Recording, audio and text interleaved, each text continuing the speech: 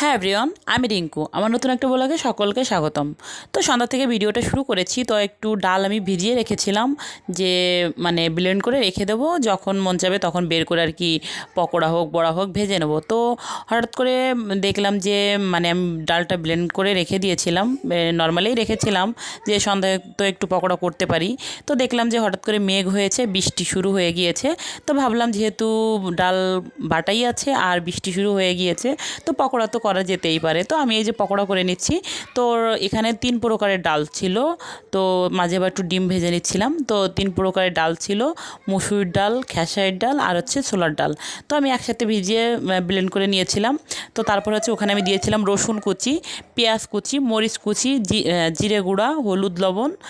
তো সব কিছু দিয়ে আমি হচ্ছে ভালো করে এই যে মেখে নিচ্ছি। একটু পেঁয়াজটা বেশি দিতে হবে, কারণ পেঁয়াজটা বেশি দিলে খেতে কিন্তু ভালো হয়। তো আমি হচ্ছে কিছুটা মেখে নিয়েছি, এখন একটু পকোড়া ভেজে নেব। আর কিছুটা ফ্রিজে রেখে দিয়েছি। আর দেখা যায় আমরা বাঙালিরা তো এমনিতে সবসময়ের জন্য খাওয়ার ছুতো খুঁজি, তারপরে যদি একটা মানে সিস্টেম পেয়ে যায়। তো আজকে যেহেতু বৃষ্টি হচ্ছে, আর যেহেতু এতদিন অনেক বেশি গরম ছিল, এইসব খাওয়াই যায়নি, তো যার কারণে একটু বৃষ্টি হচ্ছিল, তাই ভাবলাম যে তাহলে পকোড়াগুলো করা যেতেই পারে। তো তারপরে হচ্ছে আমরা রাত্রেবেলা খাওয়া দাওয়া করে নিয়েছিলাম, আর কোনো কিছু শ্যুট করিনি। আর এটা হচ্ছে পরের দিন সকাল। তো সকালে হচ্ছে আমি, ওর বাবা বাজারে গিয়েছিল, বাজার থেকে রুই মাছ নিয়ে আসছে, মুরগি নিয়ে আসছে। রিওন পকোড়া খেতে চাচ্ছিল, তাই ওর জন্য একটু পকোড়া বানাবো। তো আমি হচ্ছে তোমার মাংস মাছটা সব কেটে নিয়েছি। আজকে রুই মাছটা আমার নিজেই কাটা লাগছে, ওর বাবা কাটিয়ে নিয়ে আসেন। অনেক ভিড় ছিল, যেহেতু আজকে শুক্রবার, তো ভিড় ছিল বেশি, তো যার কারণে আর কাটিয়ে নিয়ে আসে না। তাই আমি এবার কেটে সব পরিষ্কার করে নিয়েছি। আর রিওনকে মুরগি দেখেছে মানে ওকে এখনই পকোড়া ভেজে দিতে হবে। ভেবেছিলাম সন্ধ্যায় করব, হবে না। তো আমি এই যে সব কিছু নিয়ে একটু করে দিচ্ছি, কারণ পকোড়াটা করা অনেক সহজ। তো এখানে আমি আদা রসুন বাটা নিয়েছিলাম, তারপরে হচ্ছে গোলমরিচ গুঁড়ো, তারপরে হচ্ছে লবণ, তারপরে সয়া সস, তারপরে টমেটো সস, এইগুলোই নিয়েছিলাম। তারপরে একটু কর্নফ্লাওয়ার দিয়ে আমি ভালো করে মাখিয়ে নিয়েছি। এখন হচ্ছে একটু পকোড়া ভেজে দিচ্ছি রিয়নকে। তো পকোড়াটা ভেজে দিয়ে তারপরে হচ্ছে আমি রান্না বসাবো। এর ভিতরে গ্যাসটাও কমে গিয়েছে, কীভাবে রান্না করবো জানি না। তো এই যে পকোড়াগুলো কিন্তু ভাজা হয়ে গেছে, একটু কড়া করে ভেজেছি। তো ভালো করে ভেজে রিয়নকে দিয়ে দিলাম। তারপরে হচ্ছে আমি এই যে রান্না বসিয়ে দিয়েছি। তো রান্না করব হচ্ছে এই যে মাছের তেল দিয়ে ভাজি করব হচ্ছে বেগুন। তো প্রথমে মাছের তেলটা দিয়ে দিয়েছিলাম, লবণ হলুদ মাখিয়ে একটু ভেজে দিয়ে দিয়েছিলাম পেঁয়াজ কুচি, তারপরে দিয়ে দিলাম মরিচ, কয়েকটা মরিচ দিয়ে দিলাম, কাঁচা মরিচ ভেঙে। তারপরে দিলাম একটু আদা রসুন বাটা, কারণ মাছের তেলে অনেক সময় একটু গন্ধ গন্ধ লাগে, তাই একটু আদা রসুন বাটাটা দিলাম। তারপরে দিলাম হলুদ, একটু মরিচের গুঁড়ো। তো সব কিছু দিয়ে আমি ভালো করে যে ভেজে নিলাম। তো ভাজা হয়ে গিয়েছে। এখন হচ্ছে আমি এখানে দিয়ে দেবো বেগুনগুলো আমি চিকন চিকন করে কেটে রেখেছিলাম। তো দিয়ে দিলাম লবণ।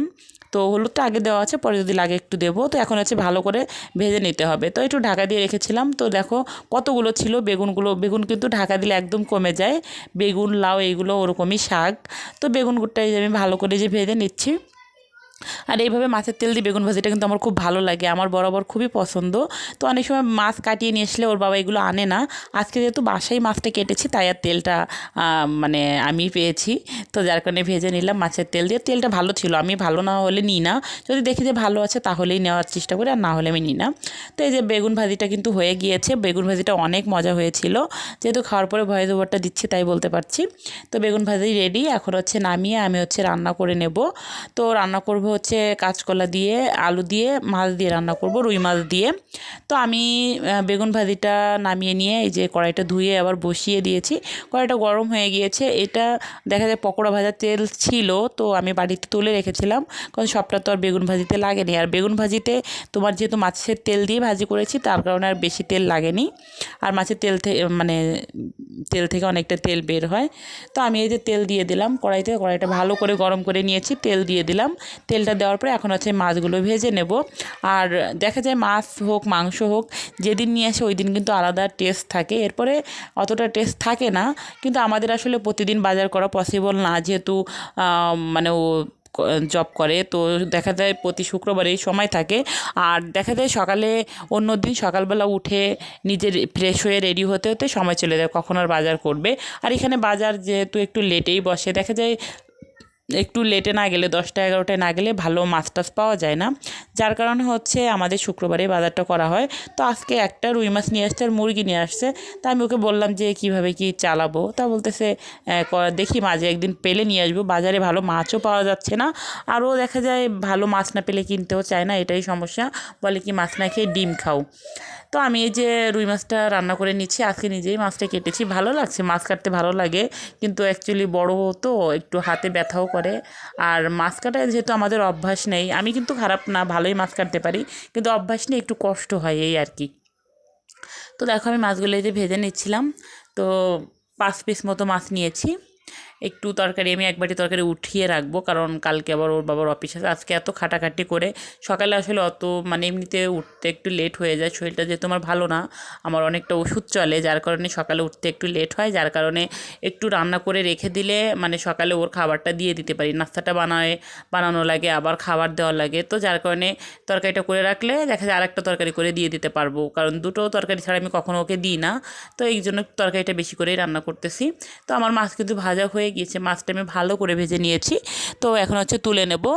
আর মাছটা একদম টাটকাই ছিল, আর খেতেও খারাপ না, ভালোই লেগেছে।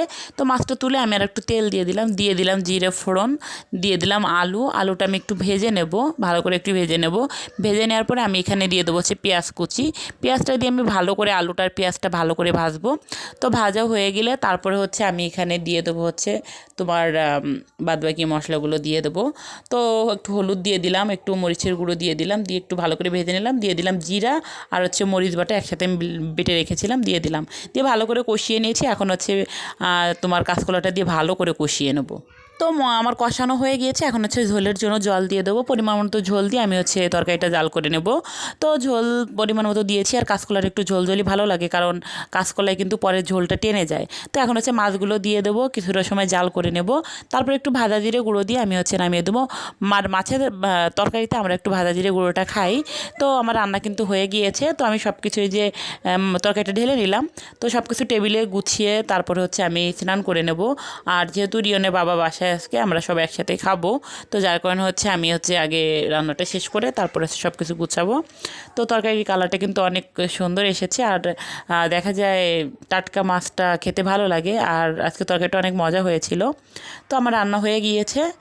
তো তারপরে হচ্ছে বিকাল একটু বাদাম ভেজে নিচ্ছি। তো সারাদিন আর কোনো কিছু ভিডিও করিনি, আসলে সকালে কাজবাজ করে অনেক টায়ার্ড হয়ে গিয়েছিলাম। তো এখন সন্ধ্যা একটু বাদাম ভেজে নিচ্ছি। তো এই চিলা বাদামগুলো নিয়ে আসে, তো এখন হচ্ছে বাদামটা ভেজে আমরা খাবো। তো আজকে ভিডিওটা এই পর্যন্তই। যদি কিছু ভালো লাগে লাইক করো, কমেন্ট করো, আর প্লিজ ভিডিওটা শেয়ার করে পাশে থেকো। ফেসবুক থেকে দেখলে ফলো দিও, ইউটিউব থেকে দেখলে চ্যানেলটি সাবস্ক্রাইব করে চ্যানেলের সাথেই থেকো।